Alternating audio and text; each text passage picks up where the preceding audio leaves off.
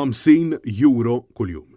Ta' sekk joħroġ il-Ministru Aron Farrugia minn flus il-poplu brabta mal-kirja tal-karozza ministerjali tiegħu ta' filwaqt li l-Ministru Mirjam Dalli qed toħroġ mit-taxxi tal-poplu mal-45 euro għall-istess kirja tal-karozza jum wara l-ieħor. Dan ifisser li żewġ ministri biss biex jagħmlu użu mill-karozzi ministerjali tagħhom qed jonfqu l-ammont komplessiv ta' 34,675 euro fis-sena. U dawn huma tnejn biss fost il-ministri u segretarji parlamentari illi għandu fil-kabinet il-Prim Ministru Robert Abela.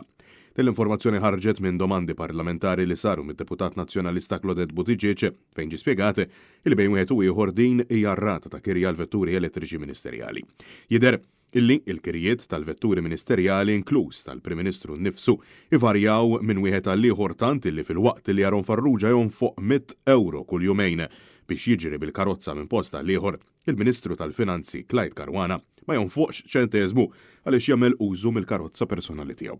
Matul is-sensiela ta' mistoqsijiet li għamlet id-deputat nazzjonalista staqsit ukoll jekk jagħmlux użu mill-faċilità tat-tieni karozza, iżda jidher li ħadd minnhom ma jagħmel użu minnha. Għalaqstant, skont il-prassi u l-proċeduri parlamentari, kull ministru li mhux jagħmel użu mit-tieni karozza qed idaħħal tal-inqas 7,000 euro fis-sena bħala bonus ekwivalenti għal 600 fix-xahar kull wieħed. Dan kollu jfisser illi tal-inqas ministru wieħed jiġi jiswa lill-poplu tal-inqas 2,100 euro fix-xahar, b'600 euro minnhom imorru f'butu bħala bonus.